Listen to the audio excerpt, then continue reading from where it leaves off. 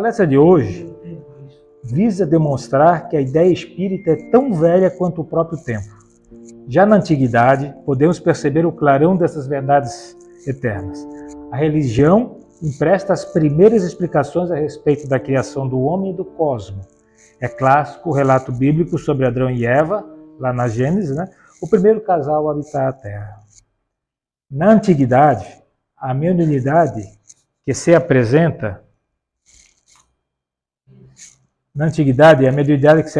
de forma ostensiva eram denominados como sendo os feiticeiros, os xamãs, as pitonisas, os profetas, os locais onde eles se reuniam, os oráculos, sendo eles muito respeitados, admirados e bastante procurados para consultas, previsões sobre o futuro, tratamentos de doença, etc. Na Índia, temos o livro dos Vedas, conhecido como o mais antigo código religioso da humanidade, há aproximadamente 1500 anos antes de Cristo. Encontramos afirmações claras sobre a imortalidade da alma e a recriação. Aqui tem uma frase que consta no livro dos Vedas, que é: assim como se deixam as vestes gastas para usar novas vestes, também a alma deixa o corpo usado para cobrir novos corpos.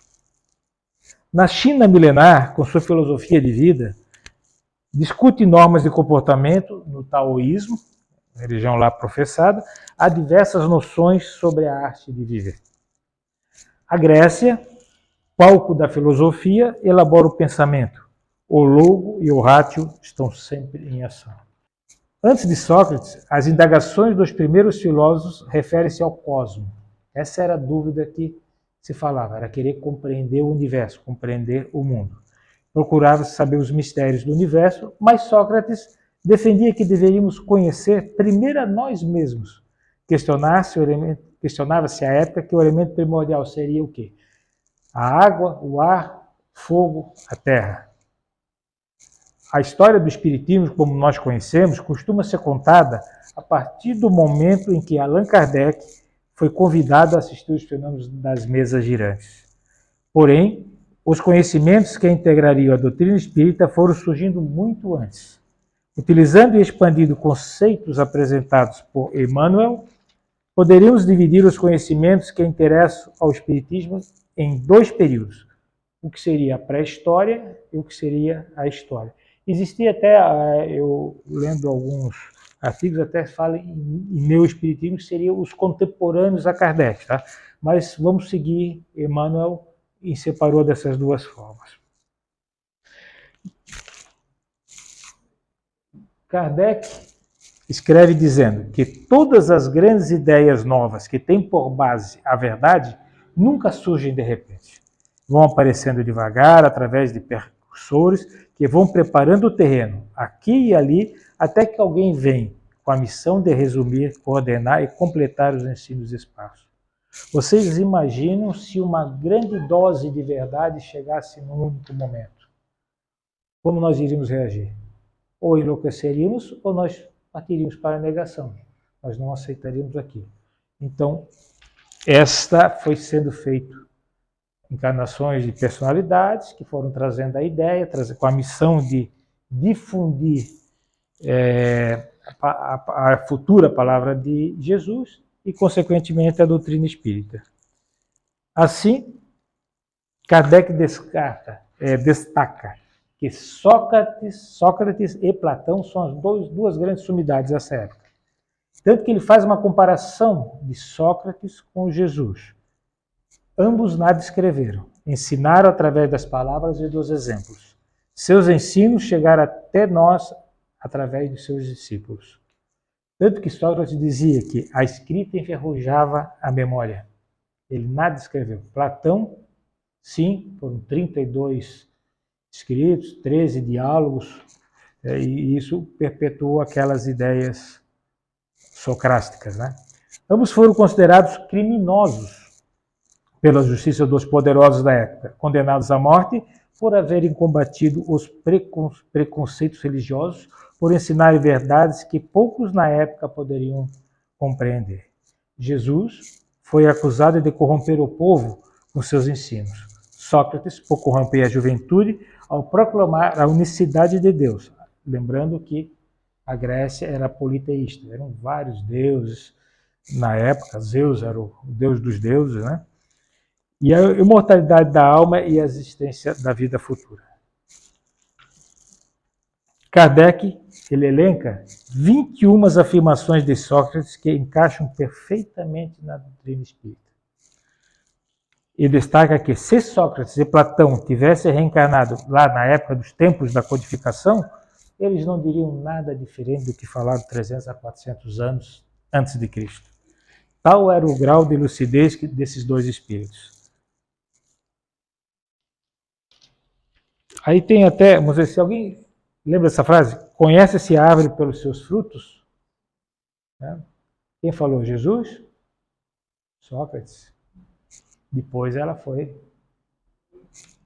falada depois por Jesus, né? É mais fácil enxergar o defeito nos outros do que em mim mesmo. Novamente, Sócrates. Há muitas informações dessa dupla que depois o cristianismo veio exemplificar e o espiritismo veio aprofundar com Kardec. Emmanuel, no livro A Caminho da Luz, ele cita que Jesus, quando se preparava para reencarnar, na Terra, não poderia vir num terreno duro, infértil, um lugar onde as pessoas não iriam compreender o que ele havia de dizer. Então, vários espíritos superiores passaram a encarnar, entre eles Pitágoras, Tales de Mileto, Demóstenes, Sócrates, Platão, Aristóteles, Ésquilo, Heródoto, né? Mas, segundo Emmanuel, desses espíritos, o superior de todos era Sócrates. A humanidade vai gestando uma ideia, se acostumando com ela. Pois se uma grande dose de verdade, como eu falei antes, chegasse uma vez só, as pessoas não iriam acreditar, iriam negar aquilo.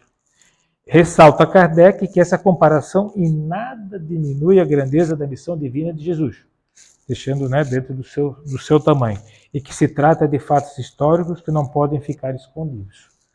Propõe Kardec a provar que, se Sócrates e Platão presentiram as ideias cristãs, encontram-se igualmente na sua doutrina os princípios fundamentais do Espiritismo. Vamos então conhecer um pouco sobre este espírito que foi o maior de todos. Aí, pelo que eu li sobre Sócrates, já é uma biografia maravilhosa. Ele nasceu em Atenas em 470 ou 469 a.C., no início da fase áurea da democracia ateniense, e filho de um escultor, Sofronisco, e de uma parteira, Fenareta. Beneficiou-se da atmosfera cultural da época, das mais brilhantes da cultura grega. Era o famoso século de Péricles. Atenas é, no tempo de Sócrates, um ponto de convergência cultural e um laboratório de experiências políticas, onde se afirmara pela primeira vez na história dos povos a tentativa de um governo democrático exercido diretamente por todos os que usufruem dos direitos da cidadania. Na preparação do indivíduo para a vida pública, importantíssimo era ensiná-lo ao uso correto e hábil da palavra na arte da persuasão. Sócrates acreditava ter uma missão, devido a uma declaração que ele recebeu, o amigo dele, Querofonte, recebeu no oráculo de Delfos, de que ele era o mais sábio dos homens, e que ele entendera que, se assim o era, ele deveria fazer alguma coisa. E, dentro de uma ideia, uma das frases famosas de Sócrates é: quanto mais sei que nada sei. Vamos dizer assim, se nós pensarmos da seguinte forma: nós, como espíritos, se nós tivermos, mesmo que nós tivéssemos a idade da Terra, 4 bilhões e 600 milhões de anos, foram milhares e milhares de encarnações que nós sofremos até hoje. Muita coisa nós aprendemos, muita coisa nós temos no nosso espírito. Só que se nós olharmos para frente e sabemos que a vida é eterna, quanto mais nós iremos aprender.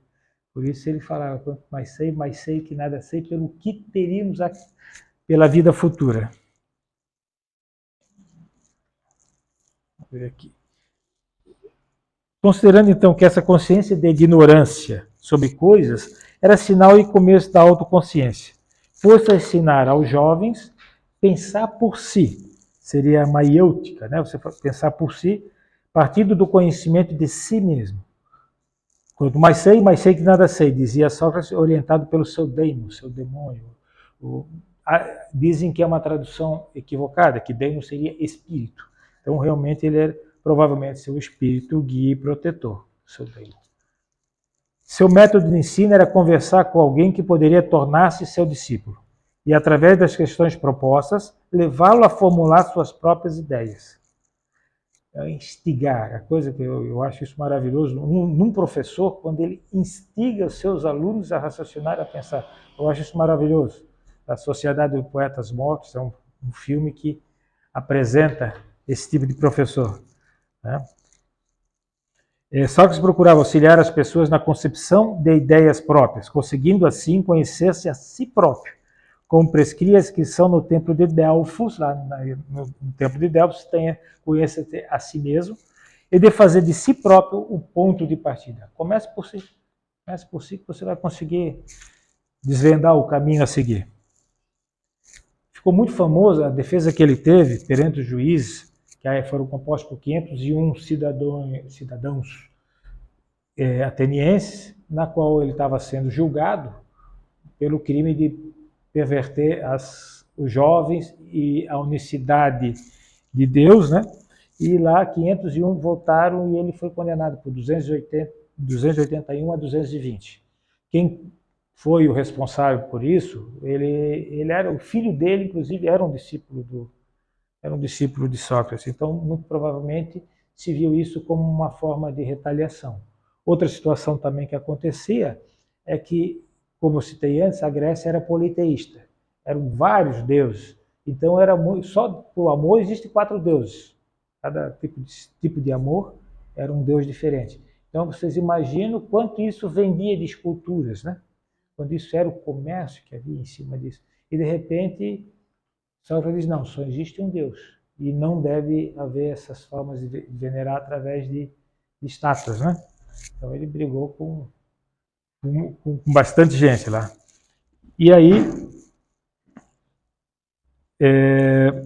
os seus algozes se revoltaram quando ele começou a contra-argumentar sobre a forma. Tipo, exatamente, os juízes questionavam ele sobre alguma coisa, ele respondia com uma outra pergunta, fazendo eles raciocinar. E aí eles ficaram muito chateados com isso e acabaram condenando ele. Sobre o argumento de perverter a juventude e de não reconhecer as divindades reconhecidas à época e de incluir nova. Ele recebeu essa pena capital que deveria ser bebê cicuta. A ele foi dado o direito de argumentar, tentar mudar a pena, e ele fez até uma proposta bem irrisória de uma pena pecuniária, com o intuito de... Mas nem ele estava interessado, na verdade, Sócrates não estava interessado de ter a sua pena eliminada. Aí ele foi preso, os seus discípulos subornaram a guarda para que deixasse a porta aberta, da prisão aberta, e ele pudesse escapar. Conseguiram fazer, havia muita gente que tinha simpatia por ele, né? Críton, que era outro de seus discípulos, deu a notícia. Sócrates não aceitou, pois como ele poderia ter moral fugindo de uma pena? Ele deixou aí mais uma lição. Além do mais, para Sócrates, a separação do corpo espiritual do corpo físico seria um júbilo e não uma pena. Né? Então seria... corrige para mim, por favor. Como as mulheres que aí estavam presentes, já estavam emocionadas, chorando com aquele fato, ele pediu para que elas saíssem, né? Só que também não adiantou, porque os homens que lá ficaram também se desandaram a chorar com a futuro desencarne dele, né, de Sócrates, né? E aí, com a mão firme, ele asseverou: estejam calmos, então tenham firmeza, parem de chorar. Né?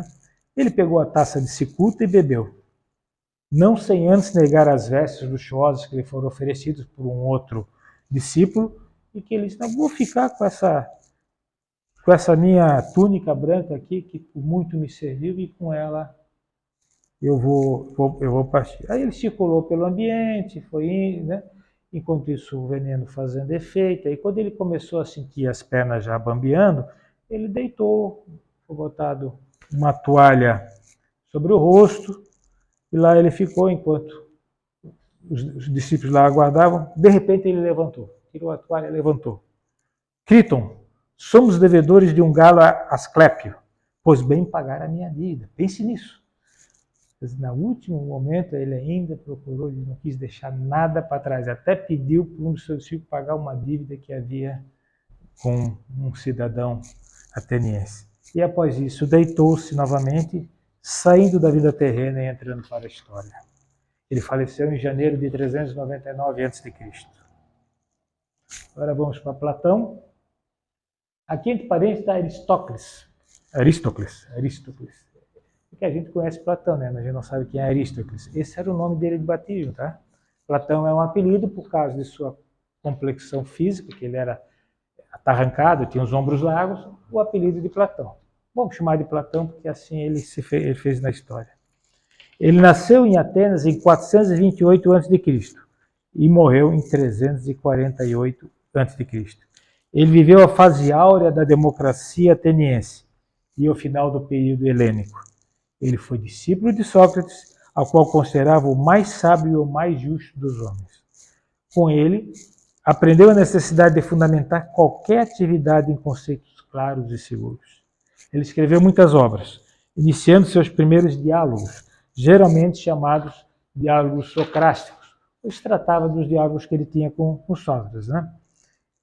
Em Apologia de Sócrates, ele reproduziu a defesa feita pelo mesmo, diante da assembleia que o julgou e o condenou. Em outros diálogos, também fez defesa de Sócrates, mostrando que não era ímpio. Ímpio seria desumano, cruel, né, que não tem piedade, nem pervertia jovens. Em 387 a.C., Platão fundou em Atenas a Academia, sua escola de investigação científica e filosófica, importantíssima para a história do pensamento. Platão foi, assim, o primeiro dirigente de uma instituição permanentemente voltada para a pesquisa. Dentro de suas muitas obras, lembramos República, onde apresenta uma organização de cidade ideal com o objetivo de que todos os seus habitantes fossem felizes. Maravilha, né? Ele visualizou o que seria a cidade ideal para que todos vivessem em perfeita harmonia e felicidade. No platonismo, a construção do conhecimento é uma conjugação do intelecto e emoção, da razão e vontade. A ciência é fruto da inteligência e do amor. Aristóteles, esse mais um dos filósofos gregos, 384 a.C., 322 a.C., considerado o criador do pensamento lógico.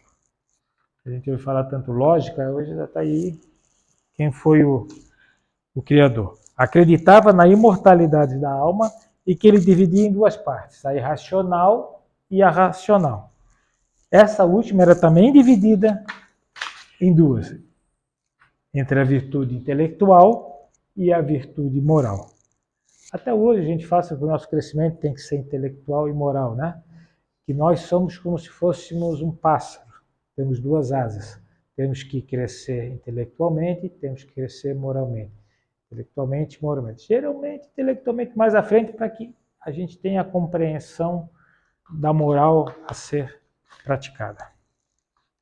Eu vou citar agora também algumas outras personalidades. Vamos dizer, dentre os escritores, temos aqui Dante Alighieri. Vocês já ouviram falar dele, né?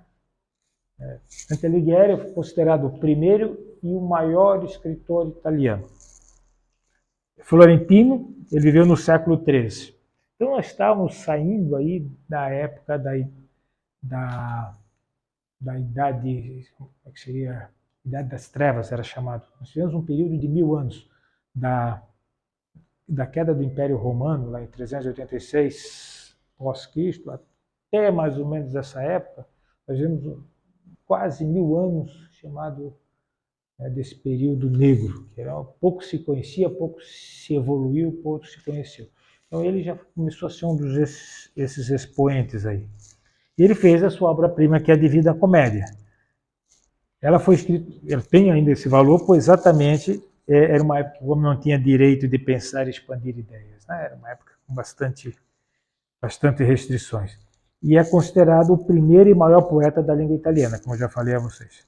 Sua descrição dos estágios da alma na espiritualidade levou um crítico a escrever: Dante nos leva em viagem através dos horrores do inferno, cruza as regiões do purgatório e chega às glórias do céu. O poeta, ele desprendia-se do corpo físico e visitava essas regiões. Ao voltar ao corpo somático, a sua impressão de angústia e pavor se lhe refletia no rosto. Um amigo até observou de quando ele voltava desse transe, ele voltava assim, parecia realmente ter sido do inferno. Nesses desdobramentos, Dante se dizia acompanhado pelo seu guia, que era o poeta romano Virgílio, pelo que descreveu como sendo o inferno e o purgatório. Quando ele ia ao paraíso, ele ia acompanhado pelo seu amor, pela sua que havia já falecido, e ela o levava até lá para conhecer o lado. Então, era visível você quando ele voltava, aonde ele estava, se ele estava no inferno, se ele estava no paraíso, se ele estava no purgatório. A Divina Comédia é uma fonte de grandes verdades à luz do Espiritismo, como a capacidade dos espíritos se moverem de um lugar a outro, com a velocidade do próprio pensamento, não existindo restrições de tempo e espaço, como acontece para os homens encarnados. Estou citando, por exemplo, tem o filme com Robin Williams, né, que é Amor Além da Vida, guardado as proporções, é algo que muito provavelmente o cineasta deve ter pensado na Divina Comédia, em demonstrar a ida até esses espaços, né? Sobre o livre-arbítrio, escreveu: o maior dom por Deus em sua sabedoria, concedido ao homem ao criá-la, o que mais se conforme com sua bondade e o que mais ele preza, é a liberdade da vontade, liberdade essa que todas as criaturas inteligentes foram dotadas. A gente fala sendo do livre-arbítrio, nossa liberdade de pensar e agir e fazer as nossas escolhas. Vamos para mais um. Victor Hugo, um dos escritores e poetas mais célebres da França. Victor Hugo não tinha dúvidas. Os espíritos não só existiam, como exerciam sobre nós uma influência decisiva. Para o autor do O Corcunda de Notre Dame, a zombaria em torno das mesas girantes e falantes era injustificável. Imagina aquela época, você tentar botar uma nova ideia com uma crítica, como jornais, como religiosos, né, tratavam disso. Então ele diz: substituir o exame pelo menosprezo é cômodo, mas pouco científico. O dever elementar da ciência é verificar todos os fenômenos, pois a ciência, se os ignora, não tem o direito de rir deles. Victor Hugo, um adversário ferrenho dos dogmas da igreja, na qual uma coisa que ele citava sempre: pensar é duvidar. Pense, pense. A hora que você pensa, você está colocando no exercício de raciocinar. Ele repetia: enquanto sonhava com uma religião capaz de aceitar e unir fiéis de diferentes crenças. Em 19 de setembro de 1854, um espírito que se denominou Morte convidou o futuro escritor de Os Miseráveis a dar uma nova dimensão à sua obra e à sua vida. Vem olhar o inabordável, vem contemplar o invisível, vem achar o improvável, vem transpor o intransponível, vem justificar o injustificável, vem realizar o não real, vem provar o improvável. A contribuição do gênio de Victor Hugo para a humanidade não cessou com o fim de sua vida na plano terrestre. Ao longo de séculos, com o fim de sua vida aqui no plano terrestre, ele continuou manifestando através de psicografia de médios como Zil da Gama, algumas das obras, Na Sombra e na Luz, Redenção, Do Calvário ao Infinito, Dor Suprema, Almas Crucificadas e O Solar de Apolo. Também o Divaldo, Párias em Redenção, Sublime Expiação, Do Abismo às Estrelas, Calvário da Libertação e Árdua Ascensão. Então, ele colaborou perpetuando as ideias. Mais um escritor, Arthur Conan Doyle. Alguém lembra de quem é Arthur Conan Doyle? A gente lembra mais pelo personagem Sherlock Holmes, que foi uma criação dele, né? Respeitado e admirado. Ele foi um dos mais respeitados e admirados propagador da Terceira Revelação.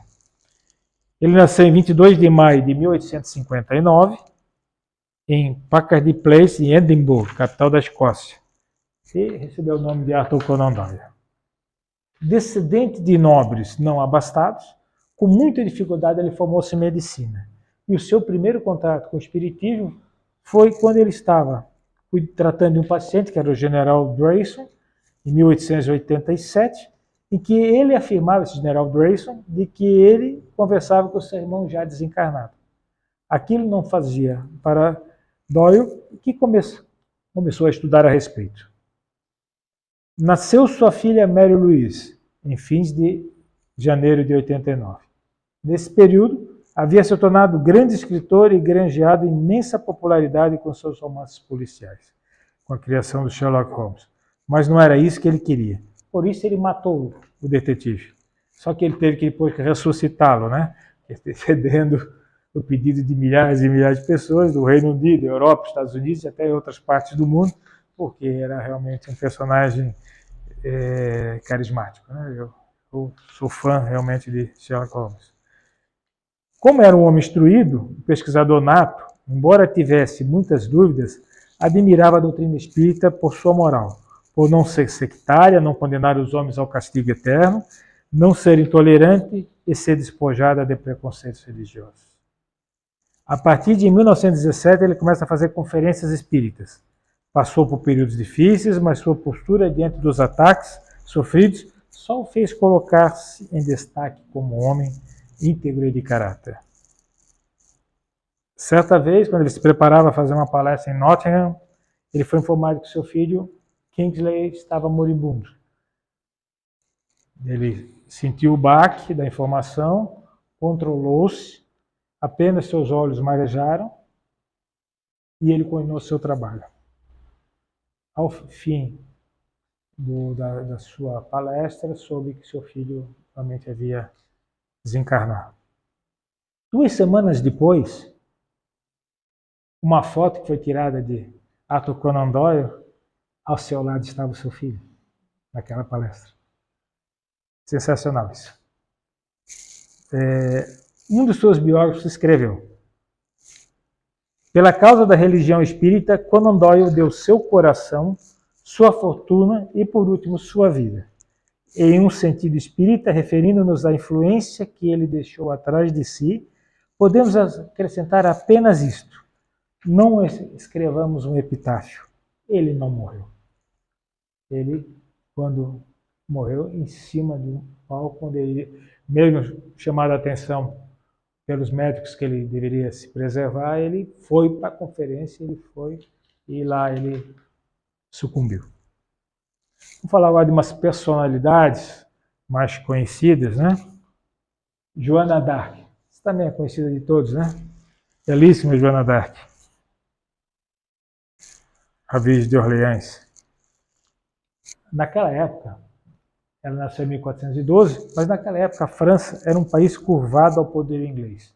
Ele não era como era hoje. Ele era vários feudos, haviam vários governantes. E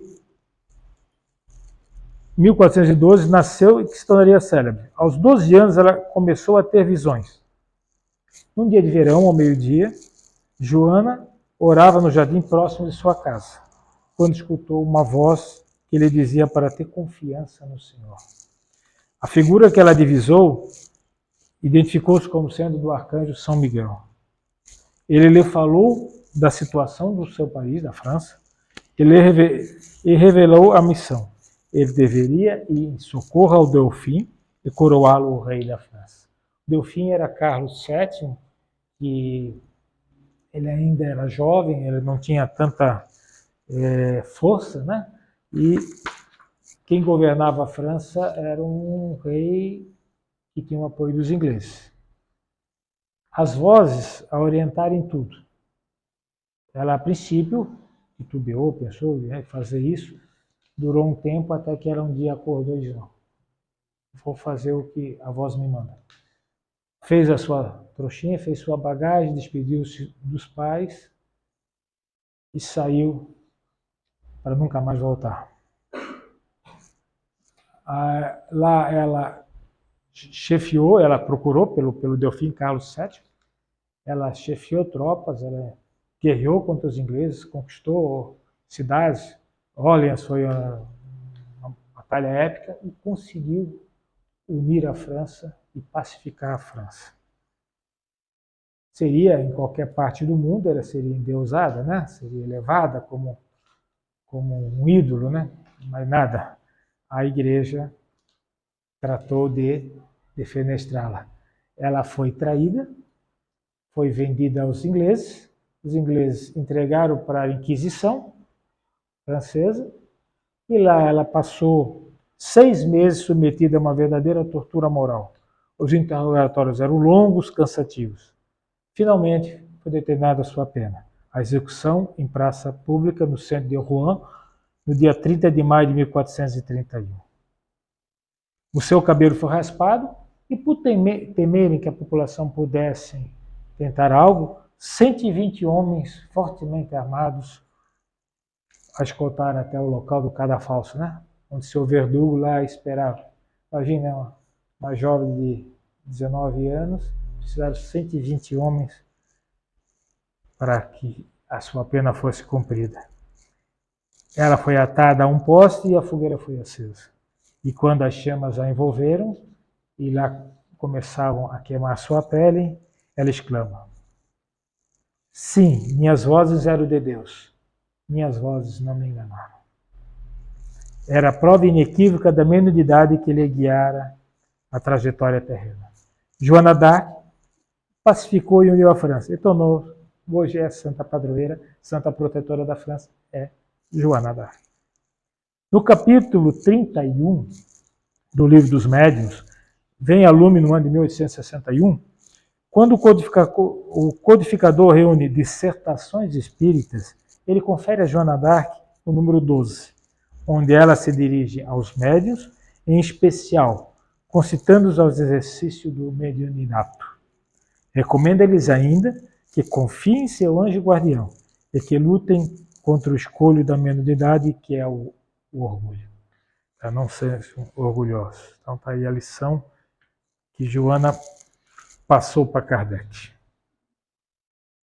Mais uma personalidade, temos aqui Cristóvão Colombo. Esse também a gente conhece bastante, né? Navegador genovês, que possui uma prodigiosa mediunidade de intuição, eclodida desde a mais tenra juventude. Era uma mediunidade impregnada de marcante religiosidade. Tanto que ele foi fazer a famosa viagem para a descoberta do Novo Mundo, amando dos reis espanhóis, que chamaram os reis católicos, Isabel de Castela e Fernão de Aragão. Ele tinha uma fé longamente elaborada que ele prestava sólida confiança na missão que deveria realizar na Terra. Quando ele se via em situação de dúvida, ele ouvia vozes que o encorajavam.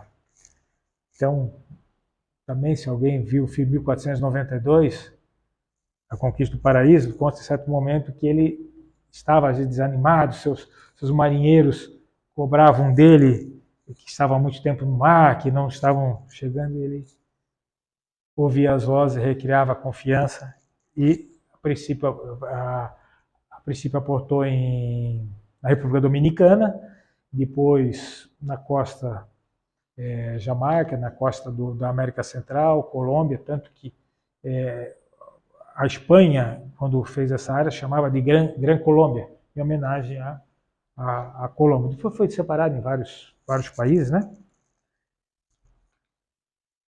E por isso mesmo, ele naturalmente se julgava um enviado de Deus. Ele assim o achava, né, que era enviado de Deus.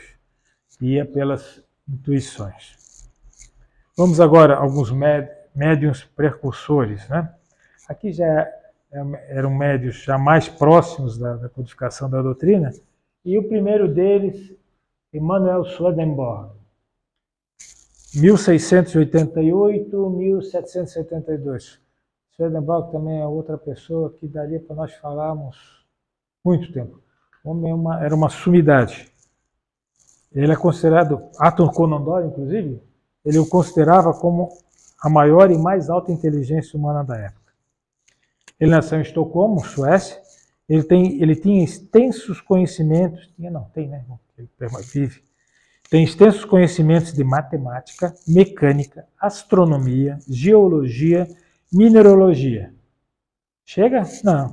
Aí, próximos 30 anos, ele voltou para a paleontologia, geologia, o estudo dos fósseis e chegou a desenvolver até uma avançada teoria sobre a expansão nebular para explicar a origem do sistema solar. E também, agora chega, não, ele dedicou-se aos estudos de medicina e da fisiologia. Era hábil latim, grego, inglês, sueco e ainda estudou hebraico, a fim de empreender uma reinterpretação do Velho e Novo Testamento. Conforme suas palavras, o mundo dos espíritos do céu e do inferno abriu-se convincentemente para mim, e aí encontrei muitas pessoas do meu conhecimento e de todas as condições. Desde então, diariamente o Senhor abriu os olhos de meu espírito para ver, perfeitamente desperto, o que se passava no outro mundo, e para conversar em plena consciência com anjos e espíritos. Considerado como um dos precursores das ideias espíritas em sua obra Céu e Inferno, detalhando a estrutura. Falou de casas onde viviam famílias, templos onde praticavam o culto, auditórios onde se reuniam para fins sociais. Descreveu várias esferas representando os graus de luminosidade e de felicidade dos espíritos. Hoje a gente estuda outros planos, né? Está aí o nosso lar como exemplo. Ele, há alguns séculos atrás, já estava descrevendo como é que era. Na codificação, seu nome figura em prolegômenos, é a parte inicial, atestando a sua participação efetiva como membro da equipe do Espírito da Verdade, contribuindo para a instalação da terceira revelação junto aos homens. Aí vamos para mais uma. Andrew Jackson Davis, 1826-1910. Ele foi apelidado do pai do espiritualismo moderno e o Allan Kardec americano. Jackson Davis começou a ouvir nos derradeiros anos de sua infância vozes agradáveis e gentis, seguidas de belas clarividências, nele se desenvolvendo ao mesmo tempo os dons mediúnicos, com a aplicação de diagnósticos médicos. Com o tempo, sua mediunidade ganhou novos rumos. Quando em transe, ele falava várias línguas, inclusive o hebraico, todas dele desconhecidas, expondo admiráveis conhecimentos de geologia e discutindo com rara habilidade intrínsecas questões de arqueologia histórica e bíblica, na mitologia, bem como os termos linguísticos e sociais. Apesar de nada conhecer de gramática ou de regras de linguagem, sem qualquer estudos literários ou científicos.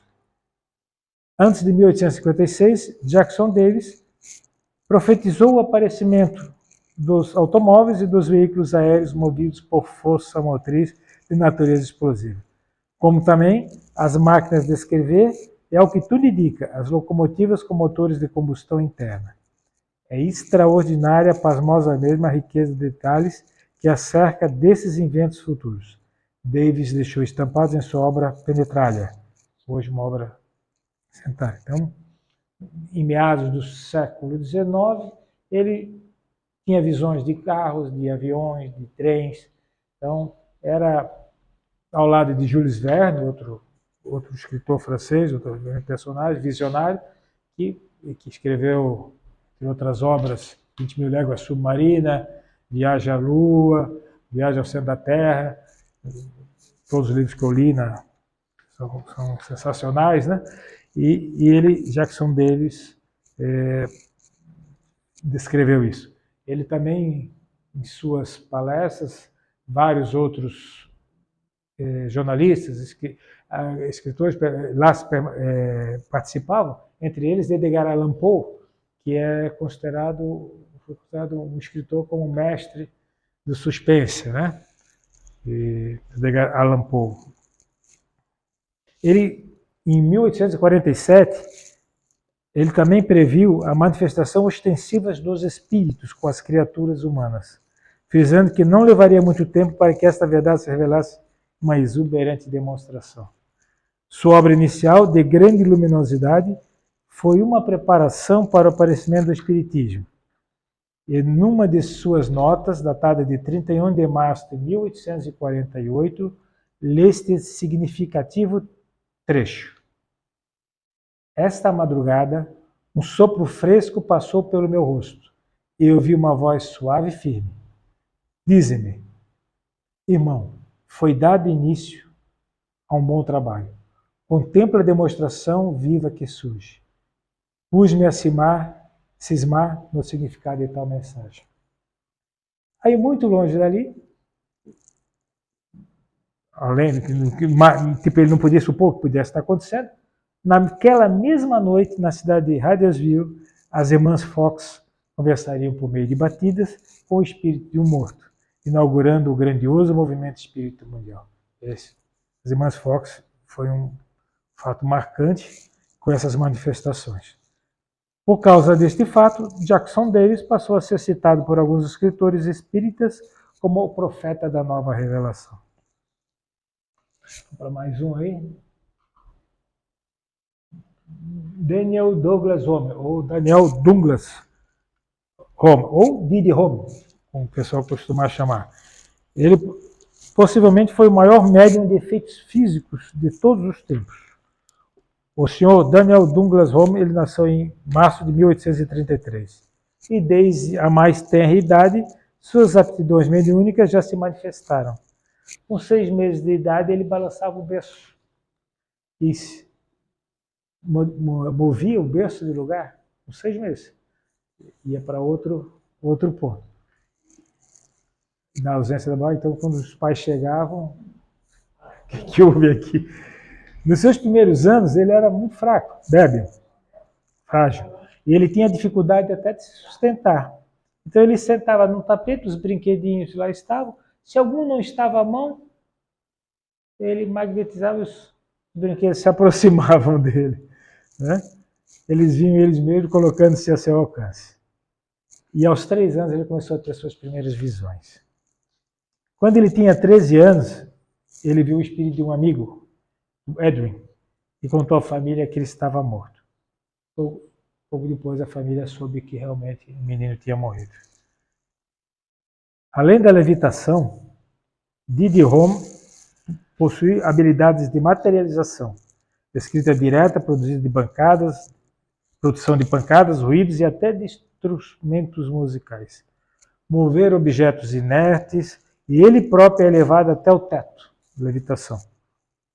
Depois desce do mesmo modo, muitas vezes sem que disso se aperceba. Às vezes ele acontecia e ele nem estava ciente disso, consciente, né? De todas as manifestações produzidas pelo Mr. Home, a mais extraordinária é a das aparições, segundo a análise de Allan Kardec. Seguramente, se alguém fosse capaz de vencer a incredulidade por efeitos materiais, esse seria o Sr. Home.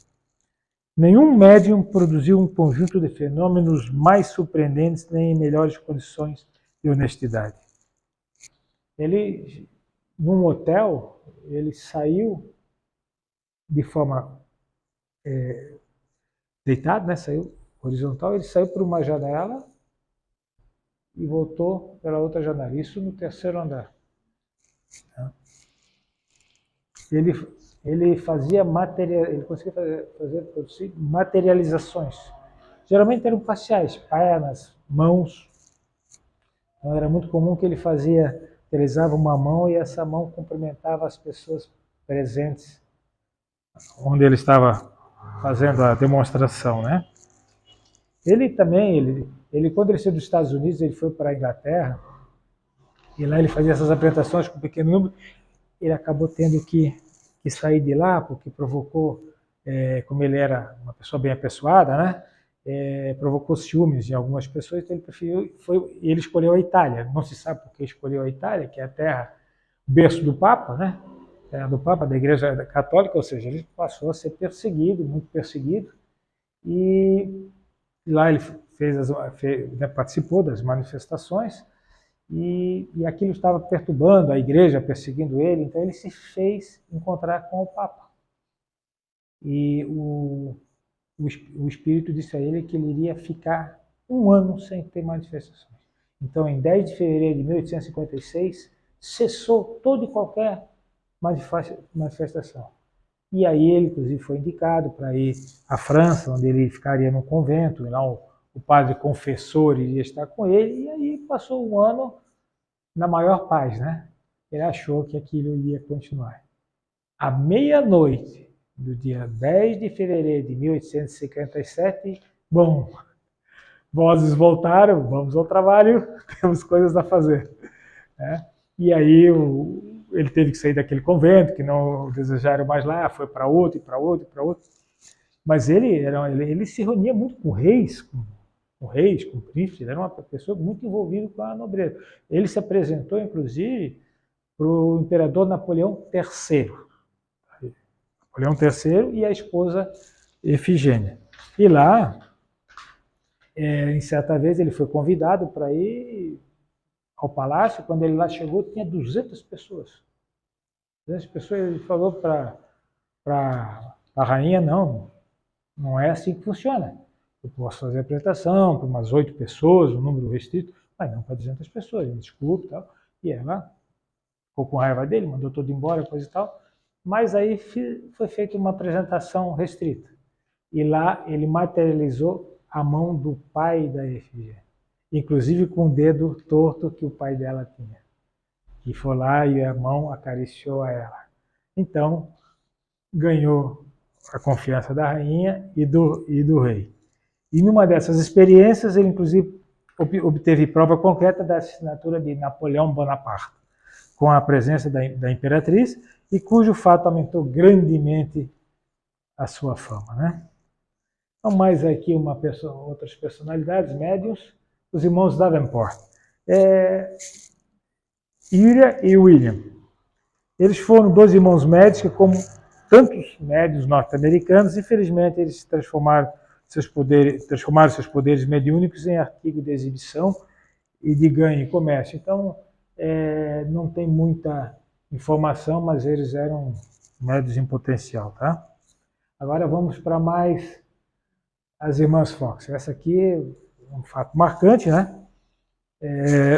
No dia 28 de março de 1848, em Hydesville, estado de Nova York, a família Fox foi surpreendida por barulhos em diversas partes da casa. Kate, com 9, e Meg, com 12, pensaram inicialmente que o barulho era por causa de vento, né? Mas quando a Kate descobriu que o barulho atendia a seus pedidos, tipo, ela batia 2 vezes, vinha 2 batidinhas, ela batia 3, uma longa, uma curta, e lá respondia da mesma forma, ela viu que tinha algo mais aí, né? E a família, então, começou a ver o que queria ter esse algo maior. Posteriormente, a filha mais velha dos Fox, a Leia, se juntou às irmãs.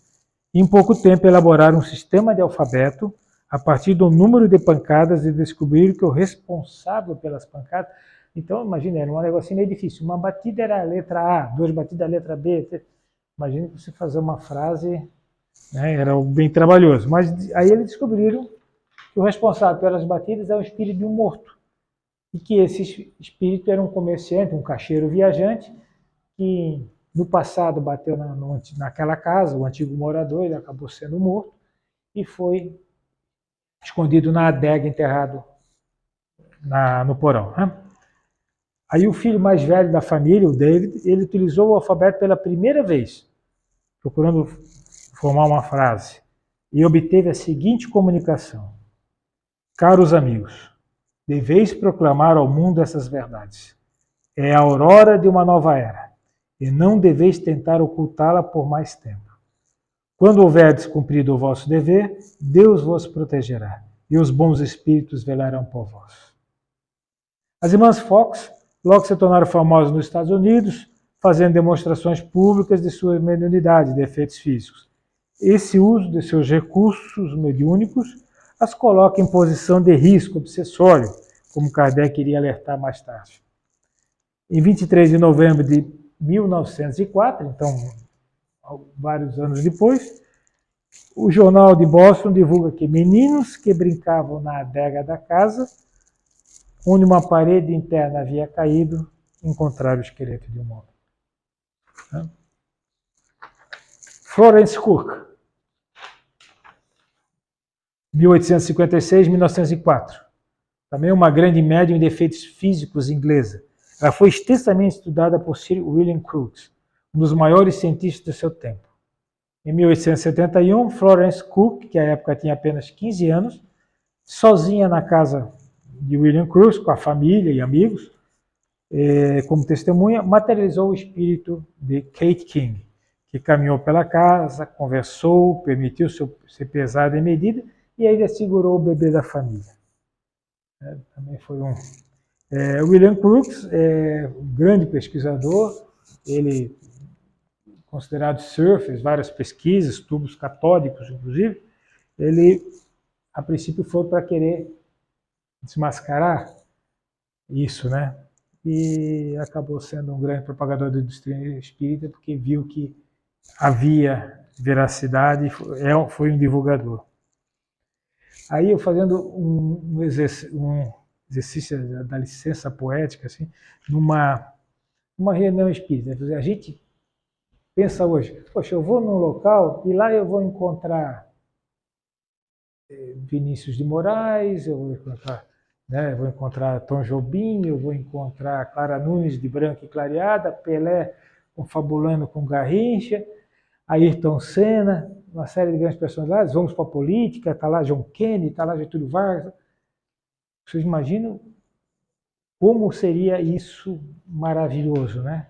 Agora vamos pensar que Allan Kardec, em suas reuniões mediúnicas, onde estava apoiado por vários médiuns, lá se faziam presente personalidades, espíritos, né, para codificar a doutrina espírita, e vinham Swedenborg, né, vinha Galeno, Sócrates, Platão, Joana d'Arc, podíamos aqui São Francisco de Assis, Santo Antônio de Pádua, o Espírito da Verdade.